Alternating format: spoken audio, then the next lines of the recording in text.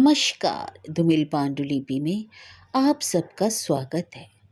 भूली बिसरी कहानी में आज सुनिए मालती जोशी जी का लघु उपन्यास शोभा यात्रा। यह कहानी 2 अध्याय में है। आज सुनिए इसका प्रथम अध्याय। माँ जी किसी आंधी की तरह कमरे में घुस आई थी। हड़बड़ाहट में मैं उठकर ठीक से खड़ी भी ना हो पाई थी कि उन्होंने फायरिंग शुरू कर दी। मुन्ना कहाँ है? कब से गया है? अब तक लौटा क्यों नहीं? क्या रोज इतनी रात गई लौटता है? और फिर सबसे अंत में, तुम यहाँ बैठे बैठे क्या कर रही हो? क्या इसलिए तुम्हें ब्याह कर लाए थे कि पति आधी रात तक शहर की सड़कें नापता घूमता रहे और तुम मजे में लेटी उपन्यास पढ़ रही हो? जाहिर था इनमें से किसी भी बात का उत्तर मेरे पास नहीं था, इसलिए चुपचाप सिर झुकाकर सारी बमबारी झेलती रही। 10-15 मिनट तक इसी तरह गर्जन तर्जन करने के बाद वे तो वापस हो गई, परंतु मेरी चेतना को लौटने में कुछ समय लगा। और लौटती चेतना के साथ जो पहला भाव जगा वह रोष का था। मन हुआ दौड़कर जाऊं और उनका रास्ता रोककर पूछूं, ये आज ही आपको अचानक अपने लाडले की याद कैसे हो आई? वैसे तो वो रोज ही तो इतनी देर तक बाहर रहते हैं, और जब आप ही उनका पता ठिकाना नहीं जानती तो मेरी औकात क्या है? और यह सब कह चुकने के बाद उन्हें एक बार ठीक से जता दूं कि उनका इस तरह बेधड़क कमरे में चला आना मुझे जरा भी अच्छा नहीं लगा। और यह सब कह सिर्फ मेरे रोष का ही उबाल था जो मुझ में इतना जोश भर दे रहा था, पर वो दूसरे ही क्षण ठंडा हो गया। अपना सारा आक्रोश मन ही मन पी गई मैं, क्योंकि जानती थी माँ जी के सामने सिर उठाकर खड़े रहना भी मेरे लिए कठिन है। फिर कुछ कहने का तो प्रश्न ही नहीं उठता। इस दबंग महिला के प्रति एक अजीब सी दहशत भर गई है मन में। नौकरों चाकरों या परिवारजनों के सामने तो वे स्नेह की प्रतिमूर्ति बनी रहती हैं, पर अकेले में जब भी सामना हुआ डांट फटकार या ताने उल्हानों के सिवाय कुछ नहीं मिला। ना सही माँ से, लेकिन बेटे से तो आज जंग छेड़नी ही है। कोई मोम की गुड़िया समझ लिया है मुझे कि जब चाह प्यार कर लिया और जब चाह दुत्कार दिया। रात 1:30 बजे के करीब मोटरसाइकिल की परिचित आवाज़ अहाते में गूंजी। अपने तरकश के सारे तीर भांजकर मैं हमले के लिए तैयार ही बैठी थी कि माँ ने बेटे को बीच में ही लपक लिया। कहाँ थे अब तक? और वे शायद इस आक्रमण के लिए तैयार नहीं थे, इसलिए हड़बड़ाहट में सच बोल गए। बांध पर गया था। इतनी रात बांध पर क्या कर रहे थे? डिनर था। किसने दिया था? ब्रिज किशोर ने। झूठ मत बोलो, वह तो आज सुबह ही चाचा के साथ गया था। उससे क्या फर्क पड़ता है, डिनर उसकी तरफ से था, उन्होंने कहा। तुम्हारे साथ और कौन था वहाँ? उसकी बीवी। शर्म नहीं आती है कहते हुए? वह आदमी तो शर्म हया सब बेचकर खा गया, बहाल होने के लिए कुछ भी करने को तैयार है। पर तुम्हें तो कुछ अकल होनी चाहिए। घर में नई नवेली बहू बैठी है और तुम। आपको आखिर गुस्सा किस बात का आ रहा है? माँ जी की बात काटते हुए इन्होंने शांत स्वर में कहा। आपको दुख किस बात का हो रहा है? मेरे बांध जाने का या अपने 15,000 खोने का? उसे बहाल हो जाने दीजिए, आपकी फीस आपको मिल जाएगी। आश्चर्य! इतनी कड़वी बात का माँ जी ने कोई उत्तर नहीं दिया और कुछ ही क्षणों में उनकी भारी भरकम पदचाप क्रमशः गलियारे से दूर होती चली गई। दरवाजे से कान लगाए खड़ी थी मैं, पीछे हटने को ही थी कि ये दरवाज़ा जोर से ठेल कर भीतर आ गए। मुझे एकदम सामने पाकर कसैली आवाज़ में बोले, क्यों, आपको भी कुछ पूछना है? नहीं, वैसे अब पूछने को था ही क्या, मैंने मन में सोचा, लेकिन मुझे पूछना है। इन्होंने जलती आंखों से घूरते हुए कहा। पूछिए। अम्मा से शिकायत किसने की थी? उनकी आंखों में ही नहीं, आवाज़ में भी अंगारे थे, लेकिन उनकी आँच मुझे दहला नहीं सकी, क्योंकि वे तो सिर्फ अंगारे थे। मेरे अंतस में तो सचमुच ज्वालामुखी धधक उठा था। हे ईश्वर, यह मुझे कहाँ लाकर डाल दिया? किस घर के माँ बेटे इस स्तर का वार्तालाप करते होंगे? दुनिया का कौन सा पति इतना बेशरम होगा कि पत्नी से आकर लड़े कि अम्मा से शिकायत किसने की? भाभी, आपके चाचा जी आए हैं, सुनीता ने आकर बताया तो हर्ष और विस्मय से मैं उसे देखती रह गई। नीचे चलिए ना, उसने कहा। तब जाकर मुझे होश आया। चाचा जी मुझसे मिलने मेरे कमरे तक थोड़े ही आएंगे, उनसे मिलने नीचे बड़े हॉल में ही जाना होगा। कई जोड़ी आंखों के सामने उनसे मिलना होगा, 1000 पैरों के बीच बातें करनी होंगी। मिलने का आधा उत्साह तो वहीं शेष हो जाएगा। दोजी ने उतरकर सुनीता के पीछे पीछे जब बड़े हॉल में प्रवेश किया तो बचा कुचा आनंद भी जाता रहा। सामने सोफे पर बल्लू चाचा, यानी कि हमारे पड़ोसी थे बल्लू चाचा बैठे हुए थे। मुझे देखते ही उठ खड़े हुए स्नेह सिक्त स्वर में बोले, कैसी हो बिटिया।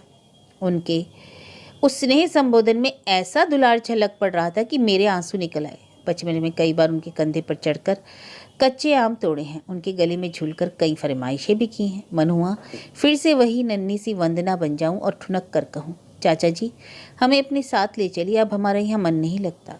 दूसरे ही क्षण याद आ गया कि इस किले से बाहर पैर देना इतना सरल नहीं है। बिना किसी तीज त्योहार के, बिना किसी बुलावे के अम्मा जी मुझे अड़ोसियों पड़ोसियों के साथ कभी नहीं भेजेंगी। बल्लू चाचा अब इत्मीनान से बैठकर हॉल की सजावट का निरीक्षण कर रहे थे। मैं भी उनकी प्रशंसा भरी दृष्टि का अनुसरण कर रही थी। इतनी फुर्सत से मैं भी पहली बार ही वैभव के उस भौंडे प्रदर्शन को देख रही थी। इससे पहले जब भी यहाँ आई हूँ प्रदर्शन की वस्तु बनकर ही आई हूँ। कई जोड़ी आंखों से बिंद घंटों बैठी हूँ, पर कभी आंख उठाकर देखने का साहस नहीं हुआ। सुनीता इस बीच चुपचाप उठकर चली गई थी। शायद समझी हो कि उसके सामने मैं ठीक से बात नहीं कर पाऊंगी। घर में वही तो एक समझदार जीव है और संवेदनशील भी। इस तरह चुपचाप बैठना सचमुच बड़ा खराब लग रहा था। आखिर मैंने ही पूछ लिया, कब आना हुआ चाचा जी। यही पास वाले गांव में एक बारात में आया था। अपने रवि प्रताप सिंह के लड़के की शादी थी। यहाँ तक आया था तो सोचा बिटिया से भी मिलता चलूं। घर पर तो सब ठीक है ना? हाँ एकदम मज़े में है। योगेश रायपुर से बदल कर आ गए। राजेश का भी कॉलेज में अपॉइंटमेंट हो गया है। अच्छा ये सब हो गया, मुझे किसी ने खबर भी नहीं कही। चलो अच्छा हुआ। बड़े भैया उतनी दूर रायपुर में थे तो माँ बाबू जी को बड़ी चिंता रहा करती होगी। अरे अब सब अच्छा ही होने को है, देखती जाओ। मोहल्ले में अब दोनों वक्त पानी आने लगा है। गली के मोड़ पर बिजली का खंभा जो लग गया है। गली तो ऐसी चकाचक रहती है कि बस खुद नगर पालिका वाले आकर देख जाते हैं। जानते हैं ना मिनिस्टर साहब के समधी हैं। किसी दिन मंत्री महोदय की निगाह पड़ गई तो सब के सब धर लिए जाएंगे, इसलिए चौकन्ने रहते हैं। खुद कलेक्टर ने 2-3 बार फ़ोन करके पूछा कि कोई तकलीफ तो नहीं है। भाभी को छींक भी आ जाए तो सिविल सर्जन दौड़ा चला आता है। तुम्हारे बाबूजी के दफ्तर के बाहर मुन्ना लाल धोबी ने जबरदस्ती ठेला डाल लिया था ना प्रेस का। पुलिस की एक ही डांट से सीधा हो गया। वो सारा खाली करके चलता बना। चाचा जी सुनाते चले जा रहे थे और एक एक बात मेरे कानों पर हथौड़े की तरह बज रही थी। बिटिया, चाचा जी के स्वर की याचना ने मुझे चौंका दिया। अपनी अम्मा जी के पास जरा हमारी अर्जी भी पहुंचा दो। मैंने कहा, काहे की? वही लालपुर वाली ज़मीन की। 5 साल से केस अटका पड़ा है। 2 जज बदल गए तब से। आप कल बल आते तो ठीक रहता चाचा जी। चाचा जी शायद सवेरे तक लौट आए। ना बिटिया, इतने बड़े आदमी के सामने तो हमसे ना मुँह खुला जावे। तुम तो अम्मा जी से निवेदन कर देना। बस जानते हैं, सब जानते हैं कि असली मंत्री कौन है। और फिर वे एकाएक चुप हो गए। मैंने मुड़कर देखा, सुनीता लौट आई थी और उसके पीछे चाय की ट्रे लिए जगदीश था। चाय का सरंजाम देखकर चाचा जी एकदम उठ खड़े हुए। अरे नाहक परेशान होती रही आप बिट्टो रानी, पर मुझे माफ़ करना। भला बिटिया के घर की चाय पी सकता हूँ कभी? ना बिटिया, इस पाप में मत धकेलो मुझे। मैं तो राजी खुशी पूछने चला आया था। बहन जी के दर्शन नहीं हो पाए, उनके चरणों में हमारा प्रणाम निवेदन कर देना। चलूँगा। और हम दोनों के साथ हाथ में 11-11 रुपये थमाकर चाचा जी चले गए। बल्लू चाचा की छोटी सी मुलाकात मुझे एकदम पत्थर बना गई। पिछले 4 दिन और 4 रातें मैंने बड़े ऊहापोह में बिताई थी। बार बार घर लौट जाने की योजनाएं बना रही थी, पर एक भी गले से नहीं उतर सकी। बल्लू चाचा ने तो सारे सोच विचार पर ही पूर्ण विराम लगा दिया। बड़े भैया 5 साल से ट्रांसफ़र के लिए परेशान थे। पलक झपकते उनका काम हो गया। छोटे भैया एमएससी के रिजल्ट के बाद एक दिन खाली नहीं बैठे। बैठे बिठाए नौकरी मिल गई। गली में बिजली लग गई। रोज़ सफाई होने लगी। मिनिस्टर के समधी होने का इतना फल तो तुरंत तो मिलता है। लगता है संसार के सारे व्रतों से यही व्रत श्रेष्ठ है। तभी ना पूरा परिवार इस रिश्ते से इतना उत्सुक था। मुझे तो सगाई के बाद पता चला कि श्रीमान जी ने बीए भी नहीं की। इतना रोई थी उस दिन। अंग्रेजी साहित्य की विद्यार्थिनी मैं एक अनपढ़ के पल्ले बांध दी जाऊंगी। सोचा भी न था। हैरत तो यह थी कि बिना किसी जांच पड़ताल के इन लोगों ने बात चलाई ही कैसे। लेकिन अर्चना ने ही बतलाया कि जानबूझकर मक्खी निगली जा रही है। सुनकर आपे से बाहर हो गई थी मैं। माँ को जाने कितना उल्टा सीधा सुना डाला। माँ लेकिन नाराज जरा भी नहीं हुई, उल्टे प्रेम से समझाने लगी। अरे बेटे, पढ़ाई में क्या रखा है, आजकल BA MA मारे मारे फिरते हैं, कोई बाबूगिरी के लिए भी नहीं पूछता। यह तो तेरी किस्मत है कि इतनी ऊंची जगह तेरा रिश्ता लग गया। अब तो अपना सब कुछ बेच कर देते तब भी ऐसा घर नहीं ढूंढ पाते। लाखों की जायदाद है, कोठी है, कार है, नौकर है, चाकर है, मिनिस्ट्री की शान है, सो अलग। पर मिनिस्टर तो उनके चाचा है ना माँ, तो क्या हुआ, सब कुछ इन्हीं लोगों का तो है।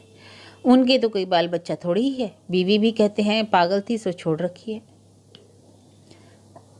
मन को कहीं से भी माँ के ये तर्क बांध नहीं पाए थे। फिर भी मैंने परिस्थिति से समझौता किया। एक हिंदुस्तानी लड़की और कर भी क्या सकती है। शादी बहुत धूमधाम से संपन्न हुई। गाजे बाजे के साथ बारात में नेता थे, मंत्री थे, अफसर थे, लखपति थे।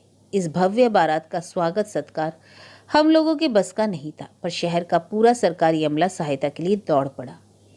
मेरा विवाह एक पारिवारिक आयोजन न रहकर सरकारी समारोह बन गया था। दूल्हे के रूप रंग के लिए सखियां मुझे बधाई दे रही थी और मैं खुश होने का प्रयास कर रही थी। लेकिन दोस्तों की जमात देखकर शिवजी जी की बारात याद आ गई। उनके भौंडे, मजाक, भद्दे हाव भाव और निर्लज हंसी देख सुनकर मन खट्टा हो गया। जो व्यक्ति दिन रात इन लोगों के साथ उठता बैठता है, उसका मानसिक स्तर कैसा होगा, इसकी तो कल्पना की नहीं जा सकती।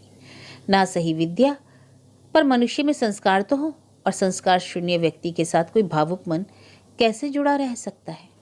और मेरा सोचा हुआ जरा भी गलत नहीं था। इसका पता पहली भेंट में ही चल गया। पत्नी संबंधी अपनी मान्यताओं को और पत्नी की सीमाओं को उन्होंने पहले दिन ही स्पष्ट कर दिया। वह एक कठोर सत्य था। फिर भी मुझे उसके कथ्य से इतनी शिकायत नहीं है, पर जिस भाषा में वह कहा गया वह संभ्रांत परिवारों की भाषा में नहीं थी। विवाह के प्रति मन में कोई उत्साह ही नहीं रह गया था। फिर भी मेरे संस्कारी मन ने भाग्य के निर्णय को सिर माथे लिया था। बड़े यत्न से मन में एक मंदिर बनाया था, परंतु प्राण प्रतिष्ठा होने के पहले ही प्रतिमा खंडित हो गई। कई बार सोचती हूँ कोई 10 मिनट बाद भी कर ले तो इस आदमी की औकात समझ में आ जाती है। फिर बड़े भैया तो कई बार आकर मिल गए थे। बाबूजी भी एक बार आए थे। उस समय मंत्री जी के यहाँ संबंध करने की उतावली में क्या इन लोग अपना विवेक छोड़ाए थे घर पर। उन्हें भान न रहा कि अपने स्वार्थ के लिए वे वंदना की इच्छाओं का, संवेदनाओं का गला घोट रहे हैं। छोटी दीदी सुबह से परेशान थी। 2-4 बार ऊपर आकर अपने भैया के लिए पूछ गई। उनकी व्यग्रता देखकर बड़ा आश्चर्य हो रहा था, क्योंकि भाई बहन में जैसा प्यार ही नहीं था। मैं जानती थी। फिर सुनीता ने बतलाया कि दरअसल दीदी भैया के लिए नहीं, उनके जीजा जी के लिए परेशान हैं। दोनों सुबह से ही निकल गए हैं। यह सुनकर तो और भी विस्मय हुआ। साले बहनोई के स्नेह संबंध सर्वविदित थे। दोनों भरसक एक दूसरे के सामने नहीं पड़ते थे, और जब भी सामना होता तो झड़प होकर ही रहती। मुझे जीजा जी पर तरस भी आता और गुस्सा भी। क्यों यह व्यक्ति इतनी लांछना और अपमान सहकर ससुराल में पड़ा हुआ है। सुना था वे LLB कर रहे हैं। मैंने कभी उन्हें कॉलेज जाते नहीं देखा। दिन रात उनके कमरे में ताश की बाजी जमी रहती, यार दोस्तों का हुजूम लगा रहता, और दीदी दौड़ दौड़ कर सबके लिए चाय नाश्ता बनाती रहती। भाई बहन दोनों के मन में वैमनस्य की जो गांठ थी, उसके मूल में जीजा जी ही थे। इसलिए मुझे आश्चर्य हो रहा था। मैंने पूछा, सुनीता, आज यह अघट कैसे घट गया? क्या तुम्हारे भैया और जीजा जी साथ साथ कैसे? भैया जीजा जी का हिसाब चुकाने गए हैं, सुनीता ने कहा। मतलब? मेरे प्रश्न के उत्तर में सुनीता ने जो बताया वह सचमुच अद्भुत था। हुआ यूं कि जीजा जी कल अपने कुछ दोस्तों के साथ एक होटल में बैठे हुए थे। खा पीकर जैसे ही उठने को हुए, बैरे ने बिल लाकर सामने रख दिया। बस फिर क्या था, जीजा जी ने आप देखा न ताव कस कर उसे एक थप्पड़ जड़ दिया। पल भर में सारा होटल उनके आसपास सिमट गया। कहा सुनी होते होते हाथापाई तक की नौबत आ गई। जिया जी तो जैसे तैसे बच निकले, पर उनके 2 साथियों को मरहम पट्टी करवाने अस्पताल जाना पड़ा, और आज दोनों वीर उसी अपमान का बदला चुकाने गए हैं। लेकिन सुनीता, एक बात समझ में नहीं आई, झगड़े की जरूरत ही क्या थी? वेटर ने बिल ही तो दिया था, कोई अदालती नोटिस तो नहीं। अरे क्या बात करती हो भाभी, जानती नहीं हम इस इलाके के एक छत्र सम्राट हैं। हमसे पैसे मांगने की कोई जुर्रत नहीं कर सकता, और जो करेगा मुंह की खाएगा। सुनीता ने यह बात एकदम मर्दानी आवाज में ऐसे आवेश के साथ कही कि उसका अभिनय देखकर हंसी से दोहरी हो गई मैं। हंसी का वह दौर थमते ही उसी लहजे में मैंने पूछा, फिर महाप्रतापी जीजाजी की यह दुर्दशा क्यों कर हुई श्रीमान? उनसे चूक हो गई भद्रे। कौन सी श्रीमान? चूक यह हुई कि जीजाजी गलत जगह पहुंच गए। वह दरबारी का रेस्तरां था। अव्वल तो जीजाजी को वहां जाना ही नहीं था, और अगर गए भी थे तो खा पीकर चले आना था। ताव दिखाने की जरूरत नहीं थी।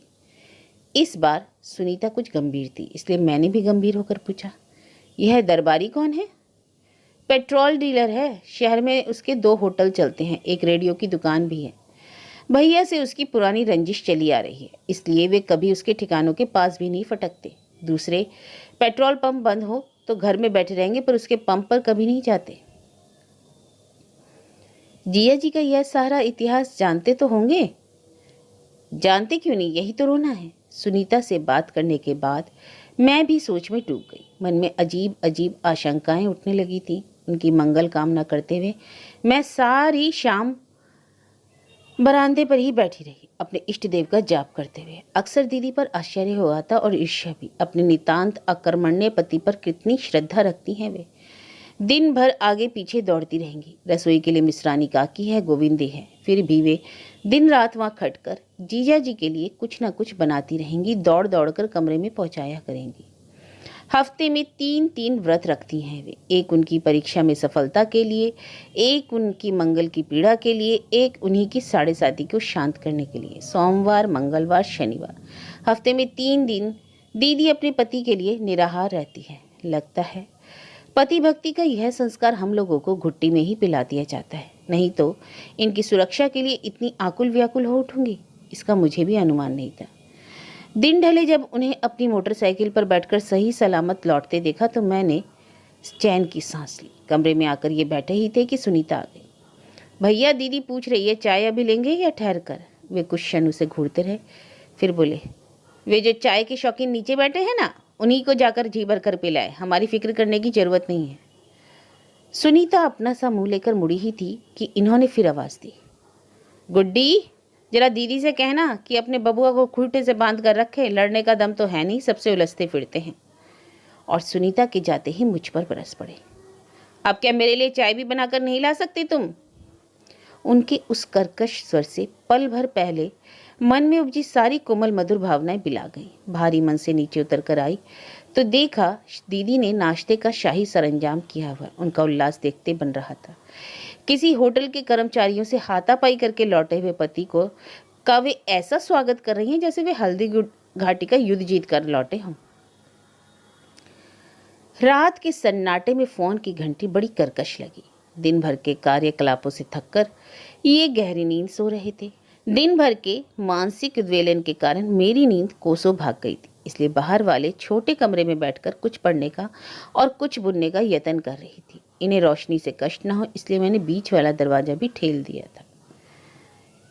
देश काल से बेखबर अपने विचारों में ऐसी खोई हुई थी कि फोन की घंटी से बुरी तरह चौंक उठी। एक बार मन हुआ इन्हें जगा दूं, इतनी रात को फोन आया है तो इन्हीं के लिए होगा, पर हिम्मत नहीं पड़ी। एक तो शाम से ही मूड उखड़ा हुआ है, उस पर सोते समय एक पैक चढ़ाकर सोए थे।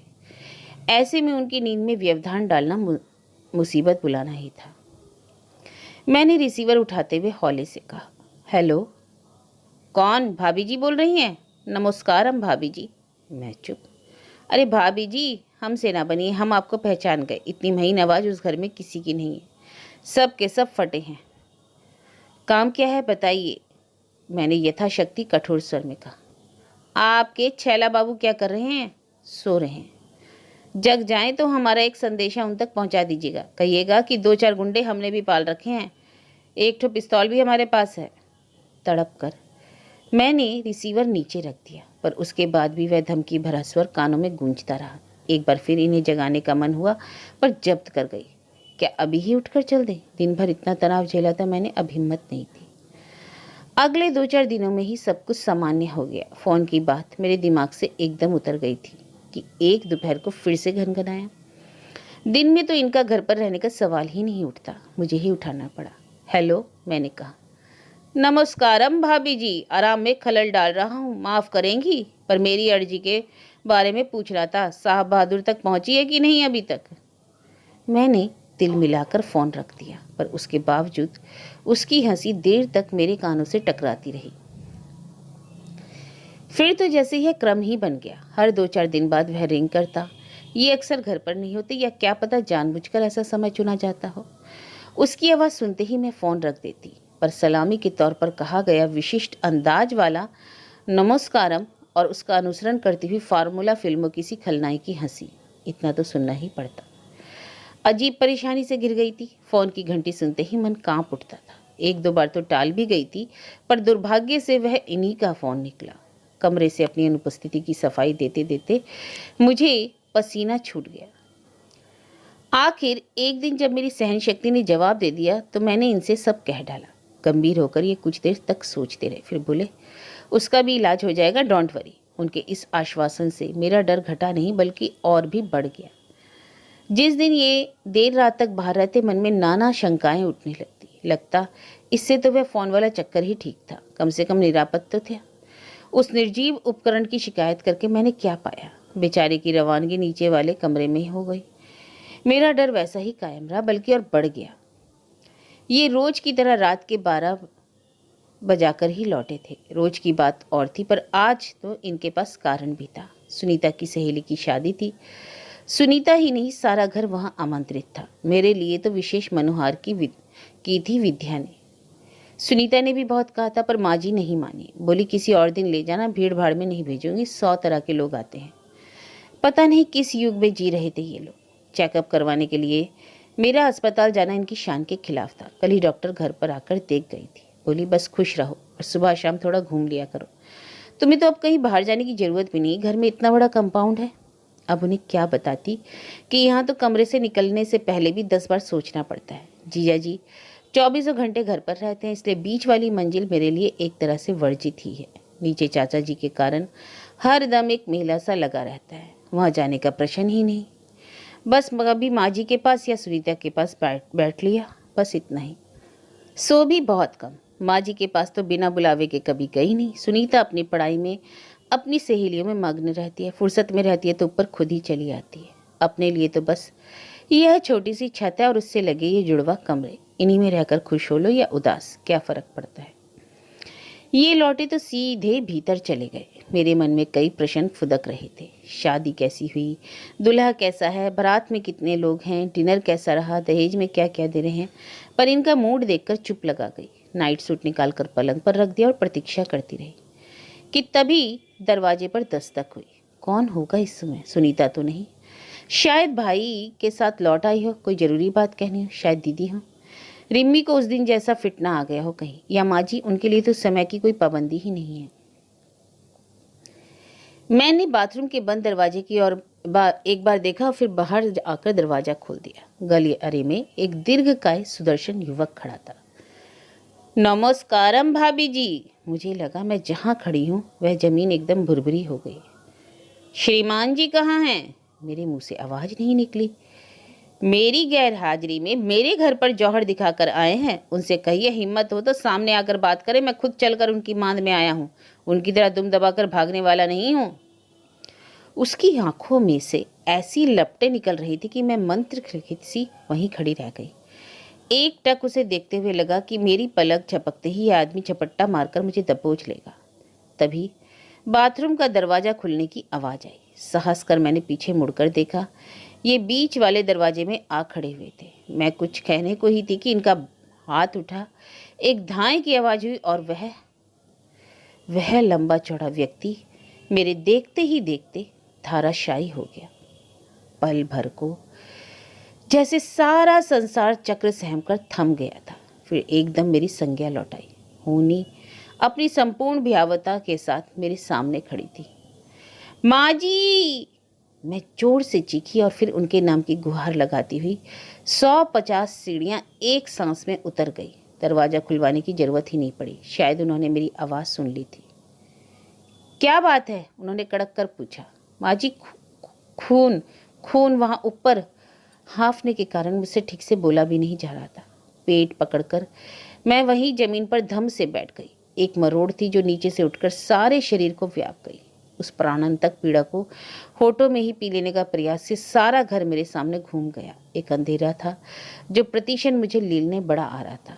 उन डूबते क्षणों में भी मैंने स्पष्ट देखा कि कमरे के अंधेरे से चाचा जी की आकृति उभरी थी। अपनी सुदीर्घ देह दृष्टि पर केवल तहमत लपेटे हुए माँ जी के पीछे आकर खड़े हो गए। आसन्न मूर्छा की अवस्था में भी मैंने आधी रात को माँ जी के कमरे में उनकी उपस्थिति को लक्ष्य किया और आश्चर्य में डूब गई।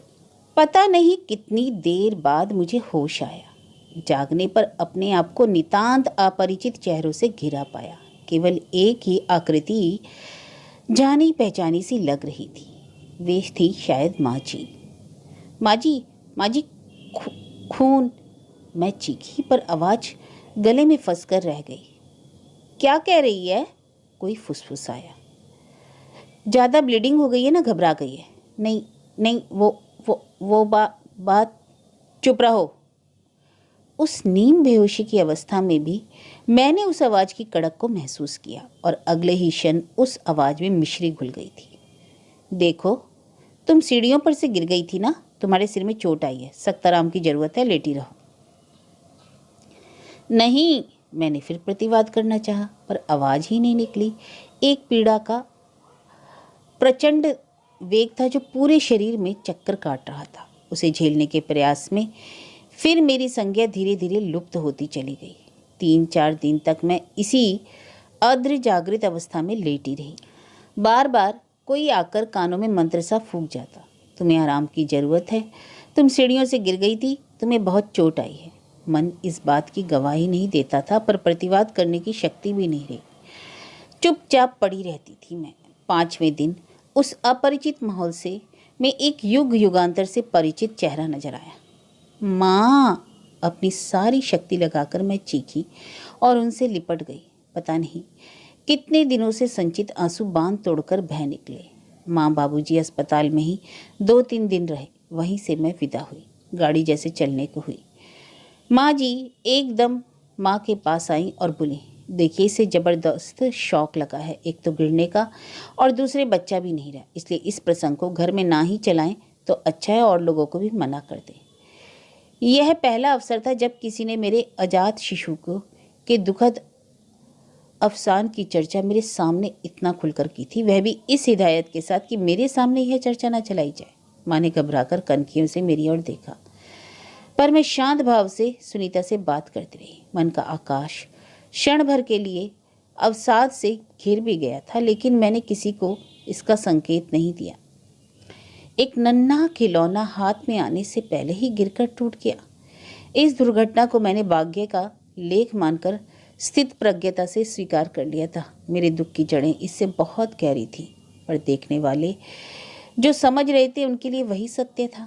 माँ की आंख बचाकर कई बार दादी मेरे पास आकर बैठ जाती, मेरा सिर अपनी गोद में रखकर समझाने लगती, बेटे, दाता जो देता है वे सभी फल अपने थोड़े ही होते हैं। जो अपनी झोली में बच जाए बस उन्हीं पर अपना हक होता है। मुझे देख, कच्चे पक्के कुल मिलाकर दादी बेचारी अपना लेखा जोखा पूरा भी नहीं कर पाती और माँ को भनक पड़ जाती। दौड़ी दौड़ी आती और कोई दूसरा प्रसंग छेड़कर दादी की कांपती मरियल आवाज को वहीं दबा देती। मुझे इतनी हंसी आती कि दोनों अपनी ममता की मारी हैं बेचारी, अपने अपने ढंग से मेरा दुख हल्का करना चाहती हैं। और वे ही क्यों, पूरा घर मेरे इर्द गिर्द घूम रहा था। भाभियाँ बिछी जाती थी, एक एक शब्द झेलती थी। बहनें दिन भर तीमारदारी में लगी रहती। भाई लोग फल फूल और दवाइयों से कमरा भर देते। अपना काम से जरा सी फुर्सत पाते ही बाबूजी भी मेरे पास आ बैठते, दुनिया जहान की बातें करके मेरा मन बहलाते।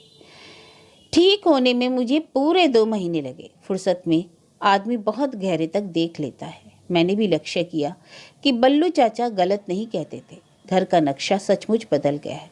बाबूजी भी वैसे भी अच्छी हैसियत वाले व्यक्ति थे, पर मेरी शादी के बाद उनकी प्रतिष्ठा में आश्चर्यजनक वृद्धि हुई थी। बिस्तर पर पड़े पड़े मैंने एक बात और भी महसूस की। सारी सास संभाल लाड़ दुलाड़ के बावजूद सबके मन में मुझे लेकर एक बेचैनी सी व्याप्त है। 2 महीने से मैं बिस्तर में लगी रही, पर मुझे देखने घर से कोई नहीं आया। सुनीता की ही 2-4 उखड़ी उखड़ी चिट्ठियां आई थी, पर जिनके पत्र की प्रतीक्षा थी वह नहीं आए। जब तक बीमार रही तब तक तो चलता रहा, पर ठीक होने के बाद समस्या सचमुच गंभीर हो गई। 2-2.5 महीने मुझे यहाँ रहते हो गए थे, पर घर में से अब तक कोई बुलावा नहीं आया था और बिना बुलावे के लौटने की राह नहीं बन रही थी। और जाने के लिए मैं बहुत उत्सुक भी नहीं थी, पर सबकी आंखों में झलकता संशय सोचने के लिए मजबूर कर देता था। फिर धीरे धीरे मैंने घर के रूटीन में अपने आप को ढालना शुरू कर दिया। सुबह शाम भाभी के साथ चौके में थोड़ा काम करा दिया, दोपहर में माँ के ब्लाउज में बटन टाक दिए, दादी को रामायण सुना दी और शाम को बाबूजी के चाय नाश्ता बना दिया। रात प्रमोद विनोद को होमवर्क करवा दिया या रोली को कहानी सुना दी। दिन निरानंद ही सही बीत रहे थे। सुबह की चाय अपने पूरे तामझाम के साथ चल रही थी। 24 घंटों में यही समय होता था जब घर के सब लोग एक साथ बैठ पाते थे, इसलिए लंबी चौड़ी डाइनिंग टेबल सुबह को ठसाठस भरी होती थी। बच्चों के लिए अलग से स्टूल आदि का इंतजाम करना पड़ता था। सबके साथ खा पीकर सब लोग प्रसन्न मन से अपने अपने काम में निकल जाते। बाबूजी का तो कहना था कि सुबह सवेरे अपने बच्चों के साथ आधा घंटा हंस बोल लेता हूँ तो दिन भर मेरी बैटरी चार्ज रहती है। बाबूलाल अखबार ले आया और सब के सब उस पर झपट पड़े। रोज ही यह दमा चौकड़ी मस्ती थी। अंग्रेजी का अखबार तो सीधे बाबूजी के पास चला जाता था। हिंदी वाले अखबार को लेकर खूब खींचतान होती। उसके सारे पेज अलग करके बांट लिए जाते, फिर भी कहीं 2-2 सिर एक साथ घुसे रहते। कहीं कोई आगे से पढ़ता, कोई दूसरा पीछे से। पत्रिकाएं आती तो अल्पना और भाभी उन्हें सबसे पहले लपक लेती। माँ अक्सर डांट लगाती रहती, पर उसमें कोई दम नहीं होता। उनकी शक्ल से साफ जाहिर था कि उन्हें यह हड़बंग बहुत प्यारी लग रही है। उनके खुशहाल गृहस्थी का बिगुल था वह।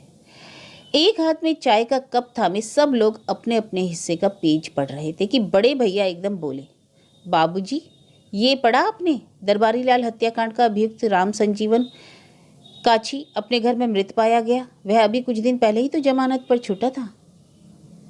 क्या हुआ दीदी? भैया की बात पूरी भी ना हो पाई थी कि अर्चना चिल्लाई।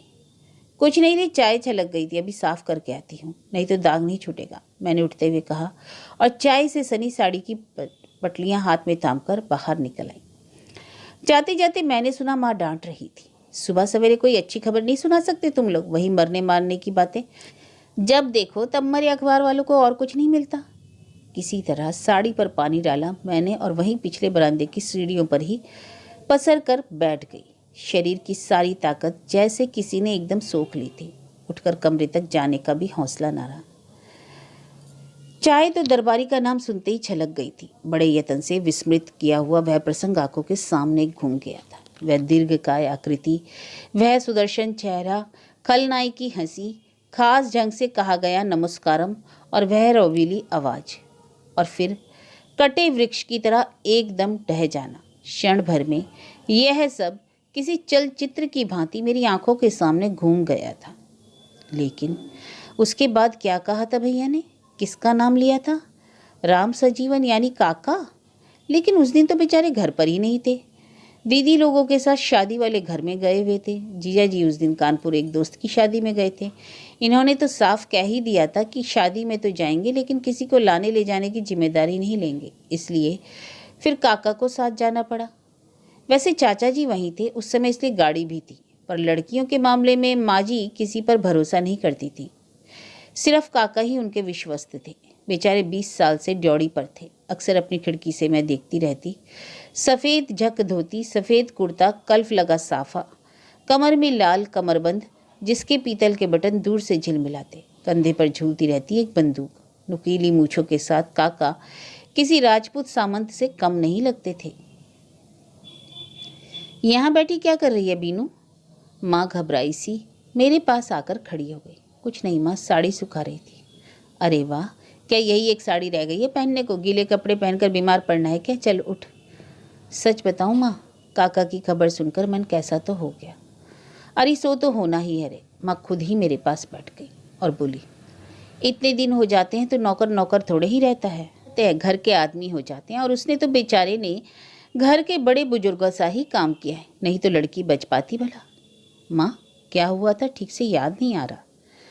अरे तुझे याद कहाँ से होगा, तू तो अस्पताल में थी ना। घर के सभी लोग तेरे साथ अस्पताल में थे, सुनीता अकेली थी घर पर दीदी के बच्चों के साथ। उस दिन तो वे सब शादी में गई थी। गई तो थी, पर तेरी तबीयत खराब होते ही माँ जी ने फ़ोन करके सबको बुला लिया। कुंवर जी तो पहले आ गए थे मोटरसाइकिल पर, लड़कियां बाद में आई, सब लोग चले गए। सुनीता अकेले कमरे में थी।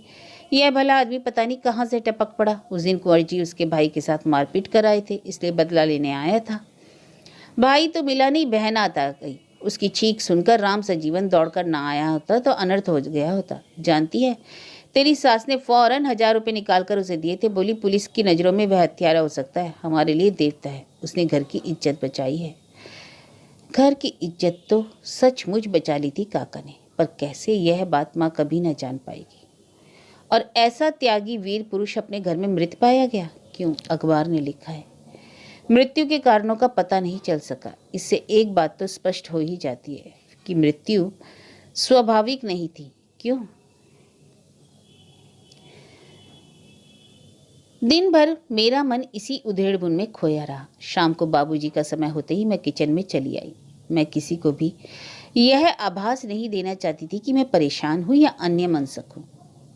बंधु बेटे, देख तेरे लिए आज क्या लाया हूँ। मुझे देखते ही बाबूजी ने कहा। क्या लाए हैं? मैंने भरसक खुलसते हुए पूछा। Freedom at midnight. बहुत दिनों से कह रही थी ना, आज बार रूम में एक के पास देखी तो उठा लाया। किताब को हाथ में लेकर उलट पुलट करती रही। कब से उत्सुक थी इसके लिए। इस छोटे से कस्बे के बार रूम से बाबूजी वह दुर्लभ पुस्तक मेरे लिए खोज लाए थे, पर मन में कोई उत्साह ही शेष नहीं रह गया। बाबूजी के इस कमरे में पुस्तकें ही पुस्तकें थी, चमकीली जिल्दों वाली, करीने से लगी हुई, जमीन से लगाकर छत तक किताबें ही किताबें। उनकी मेज पर भी एक साथ 15-20 किताबें गिनी जा सकती थी। मुझे लगा जैसे बाबूजी ने मुझे बहलाने के लिए किताबों के इस समुद्र में से एक उठाकर मुझे पकड़ा दी हो। उनके लिए चाय डालते हुए मैंने कहा, हत्या के अभियुक्त की कोई हत्या कर दे तो उसे आप क्या कहेंगे? मैं उसे बदले की कार्रवाई कहूँगा, पर मैं तो इसे निरा पागलपन कहूँगी। वह बेचारा तो खुद ही कटघरे में खड़ा है, अपनी सजा की प्रतीक्षा कर रहा है। फांसी, उम्र कैद, जो भी हो, कोई जरूरी थोड़ी है, छूट भी तो सकता है। बाबूजी ने कहा। कैसे? बेटे, अदालत में तो जो साबित हो जाता है वही जुर्म है, नहीं तो सिर्फ घटना है, चाहे दुर्घटना ही कह लो। आप कोई और कारण बतला सकते हैं? किसका? वही हत्या का। शायद किसी को उसके मुंह खोलने का डर हो, शायद उसका सच बोलना निरापद ना हो। बाबूजी? हाँ बेटे, आपने तो हम लोगों को हमेशा सच बोलने की शिक्षा दी है, ठीक है ना? हाँ, वह बचपन की बात थी, पर आज अगर पूछोगी तो कहूँगा कि सच वही है जो सिद्ध हो सकता है, और अगर सिद्ध करने की सामर्थ्य नहीं है तो झूठ को शह देनी पड़ेगी, और अगर झूठ बोलने का साहस भी नहीं है तो चुप तो रहा ही जा सकता है। क्या ये आप एक वकील की हैसियत से कह रहे हैं? नहीं बेटा, एक बाप की हैसियत से। मैंने चौंक कर बाबूजी की ओर देखा। वे मेज पर झुके हुए थे और सामने रखे कागज पर बेमतलब लकीरें खींच रहे थे। बाबूजी? मैंने कांपती आवाज़ से पूछा। आप कितना जानते हैं बाबूजी? मैं कुछ नहीं जानता बेटे, लेकिन समझता हूँ बहुत कुछ। वंदना, पिछले 35 वर्षों से वकालत कर रहा हूँ और बहुत अच्छी तरह जानता हूँ कि झूठ को सच कैसे किया जाता है, गवाह कैसे तोड़े जाते हैं, प्रमाण नष्ट कैसे किए जाते हैं, पोस्टमार्टम रिपोर्ट कैसे लिखवाई जाती है, अदालतों से न्याय कैसे खरीदा जाता है, इस नाटक में रुपए का रोल कितना है, राजनीति का कितना, सब समझता हूँ। इसलिए कहता हूँ चुप रहना ही श्रेयस्कर है। बाबूजी, लेकिन मैं इतना बड़ा झूठ कैसे बर्दाश्त कर पाऊंगी? तुम्हें इससे भी बड़ा झूठ बर्दाश्त करना है बेटे। बाबूजी कुछ देर तक मेरी ओर देखते रहे, फिर धीरे से बोले, उस बार तुम्हें लेने गया था तो शहर में इस हत्याकांड की चर्चा गर्म थी। मैंने मनोज से कहा कि सुनीता का नाम इस तरह बीच में नहीं आता तो ठीक रहता, बेकार की बदनामी होगी। तो जानती हो क्या जवाब मिला? जवाब मिला कि बदनामी तो होनी ही थी, चाहे बीवी की होती या बहन की। क्या? मैं विस्फारित नेत्रों से बाबूजी को देखती ही रह गई। बाबूजी शांत स्वर में बोले, मनोज ने बताया कि तुम्हारे पास रोज दरबारी का फोन आता था। उस रात भी वह तुमसे मिलने तुम्हारे कमरे तक गया था। Oh no! सिर से पांव तक सिहर उठी, मैं सुलग उठी। मन हुआ दोनों हाथों में अपना चेहरा छुपाकर भाग जाऊं यहाँ से। इस घिनौनी बात को सुनने के बाद उनके सामने एक पल भी बैठना कठिन था। जानता हूँ बेटे, जानता हूँ कि यह झूठ है, स्नेहसिक्त स्वर में वे बोले। इससे बड़ा झूठ दुनिया में कोई हो ही नहीं सकता। शायद तुम्हारा मुंह बंद रखने के लिए उन्होंने यह बहाना गढ़ा हो। शायद तुम्हारा सच बोलना उनके लिए निरापद ना हो। बहुत दिनों से एक बात पूछना चाहता था बेटे।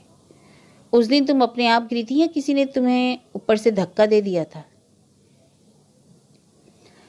बाबूजी द्वारा व्यक्त उस संभावना में उतनी सर्दी में भी मुझे पसीना छूट गया। मैं उनकी आंखों में सीधे देखते हुए कहने लगी, मैं अपनी बात साबित नहीं कर सकती बाबूजी, पर आपको विश्वास करना होगा। उस दिन मैं गिरी नहीं थी, सीढ़ियों से या और कहीं से भी। किसी तरह विश्वास करने को जी ही नहीं चाह रहा था, पर किए बिना चारा भी नहीं था। रात फोन पर ही सूचना मिल गई थी, पर मन में ने उसे झुठला दिया था। सुबह से रेडियो, अखबार, लाउड स्पीकर सभी उसी दारुण समाचार की पुष्टि कर रहे थे। बाजार बंद हो गए थे, स्कूल में छुट्टी हो गई थी, घर पर मिलने वालों का तांता लगा हुआ था। अनिच्छा से ही सही, पर अंततः उस कठोर सत्य को स्वीकार करना ही पड़ा कि चाचा जी अब नहीं रहे। समाचार इतना अप्रत्याशित था कि सबका स्तब्ध रह जाना स्वाभाविक ही था। पल भर में ही को मैं भी एकदम जड़ हो गई थी। फिर जो मुझे रुलाई छूटी तो उस आवेग में मैंने घर भर को समेट लिया। रात भर माँ और भाभी मेरे पास बैठी मुझे दिलासा देती रही। भैया लोग उनकी गुणगाथा कहते रहे। उनकी बातों का सूत्र पकड़कर चाचा जी की कितनी ही यादें चलचित्र की भांति मन के पर्दे पर घूम गई। पहली बार जब उन्हें देखा था, शायद कॉलेज का वार्षिक उत्सव था। वे मुख्य अतिथि थे। छात्रा प्रतिनिधि के रूप में स्वागत मैंने ही किया था। उस समय उन्हें बहुत पास से देखने का अवसर मिला। सफ़ेद चूड़ीदार पजामा, रेशमी अचकन, सफ़ेद टोपी, रौबदार व्यक्तित्व, गहरे से देखती आंखें, लुभावनी हंसी। स्वागत भाषण पढ़ते हुए सचमुच मेरा मन गदगद हो उठा। 4-5 दिन बाद पता चला कि मैंने भी उन्हें कम प्रभावित नहीं किया। उन दिनों वे अपने पितृहीन भतीजी के लिए सुयोग्य कन्या की तलाश में थे। मुझे उन्होंने समारोह में देखा, सुना और परख भी लिया। प्रिंसिपल स्वयं उनका प्रस्ताव लेकर बाबूजी के पास आए थे। मैं तो जैसे खुशी से पागल हो गई थी। उसके बाद उन्हें तब देखा जब मेरी ओली डालने घर पर आए थे। उस समय ठेठ पंडिताऊ वेशभूषा में थे, फिर भी अपने सौम्य और भव्य व्यक्तित्व के कारण सब रिश्तेदारों में अलग लग रहे थे। मेरे विवाह का आयोजन तो बहुत ही भव्य पैमाने पर हुआ था। उस तामझाम को संभालना बाबूजी के बस की बात नहीं थी। यह तो चाचा जी का सौजन्य था, शालीनता थी जो सब कुछ ठीक से निभ गया। दान दहेज, खान पान, मान सम्मान, रीति रिवाज, किसी भी बात को लेकर चकचक ना उन्होंने की, ना होने दी। ऐसे समझदार समधी के लिए बाबूजी को सबने बधाई भी दी थी। घर पर होते तो उनकी महानता का एक और पहलू नजर आता। जब भी वे अपने शहर में होते, बंगले पर दरबार लगा रहता। पता नहीं कहाँ कहाँ से कैसे कैसे लोग आते। सफ़ेद बुर्राक धोती कुर्ता पहने चाचा जी आराम कुर्सी पर लेटे रहते और ध्यान से सबका दुख दर्द सुनते। कभी उन्हें ऊबते, खींचते या चीखते नहीं देखा। इसके अलग भी उनका एक रूप था। कई बार उड़ते उड़ते कानों में भनक पड़ी थी, पर मैंने कभी विश्वास नहीं किया था। पर उस रात अपनी आंखों से प्रत्यक्ष देखा। माँ जी के कमरे के नीम अंधेरे से उभरती उनकी उस आकृति को शायद मैं कभी भूल नहीं पाऊंगी। बाबूजी अपने एक मित्र को विदेश यात्रा के लिए विदा करने बम्बई गए थे। समाचार सुनते ही दौड़े चले आए। मुझे वहाँ देखते ही माँ पर बरस पड़े। इतनी भी अकल नहीं आई तुम्हें कि लड़कों के साथ इसे भेज देती। वो तो अच्छा हुआ जो मैं घर चला आया, अगर सीधे वहीं पहुँच गया होता तो कितनी फजीहत होती। माँ चुप करके रह गई। कैसे बताती कि उन्होंने तो दबी जबान से 2-4 बार कहा भी था, पर मैं ही अनसुनी कर गई। पर बाबूजी को चैन कहा। मुश्किल से घंटे 2 घंटे विश्राम किया होगा कि मेरे कमरे में आ गए। बिटिया तैयारी कर लो, हमें चलना होगा। बाबूजी के सब कुछ जानने के बावजूद आप मुझे वहाँ ले जाने के लिए कह रहे हैं? मैंने इसलिए अब तक पहल नहीं की थी बेटे। मैं सोचने के लिए कुछ समय चाहता था, पर ईश्वर ने जरा भी मोहलत नहीं दी। अब अगर इस प्रसंग पर वहाँ नहीं जाओगी तो शायद फिर कभी ना जा पाओगी। नहीं जाऊंगी, क्या फ़र्क पड़ता है? पड़ता है बेटे, बहुत फ़र्क पड़ता है। नहीं जाओगी तो एक तरह से मनोज के आरोपों को ही समर्थन करोगी तुम। दूसरे कहिए ना, चुप क्यों हो गए आप? यहाँ रहूंगी तो आप सब पर भार बन जाऊंगी, यही ना? नहीं बंधु, ईश्वर ने इतनी सामर्थ्य तो दी है कि तुम्हारे जीवन भर के खाने पहनने का प्रबंध कर सकता हूँ। लेकिन बेटी, अगर तुम अपने घर नहीं जाओगी तो अर्चना अल्पना भी कभी ससुराल का मुंह नहीं देख पाएंगी। जहां भी बात चलेगी तुम्हारा प्रसंग उठे बिना नहीं रहेगा। उनकी शादी से मेरा क्या संबंध है बाबूजी? है, और बहुत गहरा संबंध है बेटा। वंदना बहुत कायर है, हम और हमारी कौम। उचित अनुचित किसी तरह का विद्रोह हम नहीं सह सकते। तो फिर आप अपनी लड़कियों को पढ़ाते क्यों हैं? पढ़ाते हैं तो फिर किसी वज्र मूर्ख के साथ क्यों ब्याहते हैं? मैंने तिल मिलाकर पूछा। बाबूजी कुछ देर तक मेरा तमतमाया चेहरा देखते रहे, फिर धीरे से बोले, यह मेरी बहुत बड़ी भूल थी और इसके लिए मैं अपने को कभी माफ़ नहीं कर सकूंगा बेटे। हर बाप अपनी बेटी को राजरानी बनी देखना चाहता है। इतने संपन्न घराने से तुम्हारा रिश्ता आया तो मैं मना नहीं कर सका। और रही शिक्षा की बात, तो मैं जानता हूँ लक्ष्मी और सरस्वती का कभी मेल नहीं होता। दो भाइयों के बीच एक ही लड़का था। लाड़ दुलाड़ से थोड़ा भटक जाना स्वाभाविक है। फिर डिग्री ही ज्ञान का मापदंड थोड़े ही है। जानता था कि लड़का बहुत ज़्यादा सुशिक्षित नहीं है, पर सुसंस्कृत भी नहीं होगा, यह पता नहीं था। मैं तो बस चाचा जी के व्यवहार पर मुग्ध हो गया था, पर उनके संस्कारों का 1% भी नहीं होगा, यह क्या मालूम था। बाबूजी, इन नेताओं का सौजन्य और इनकी शालीनता इमेज बिल्डिंग का एक भाग भार होता है बस। मैंने कसीले स्वर में गया, होगा बेटे, वह व्यक्ति अब स्वर्गीय, इसे मत भूलो। 150 किलोमीटर का लंबा सफर। जहूर और बड़े भैया बदल बदल कर गाड़ी चला रहे थे। पिछली सीट पर मैं और बाबूजी निशब्द बैठे थे। घर जैसे जैसे पास आता जा रहा था और मैं एक गहरे अवसाद में डूबती चली जा रही थी। मंजिल जब केवल 25-30 किलोमीटर दूर रह गई तो बड़े भैया ने गाड़ी रोक दी और पीछे मुड़कर कहा, बाबूजी आप कहें तो आपके लिए एक आध कप चाय बनवा लूँ, क्योंकि वहाँ तो। हाँ हाँ बेटे, जरूर जरूर, बाबूजी तपाक से बोले। उन्हें भान हो आया था कि बाकी लोग बहुत बोर हो रहे हैं। बड़े भैया जैसे आदेश की प्रतीक्षा में ही थे। फाटक से दरवाजा बंद किया और जौहर के साथ सामने वाली दुकान में चले गए।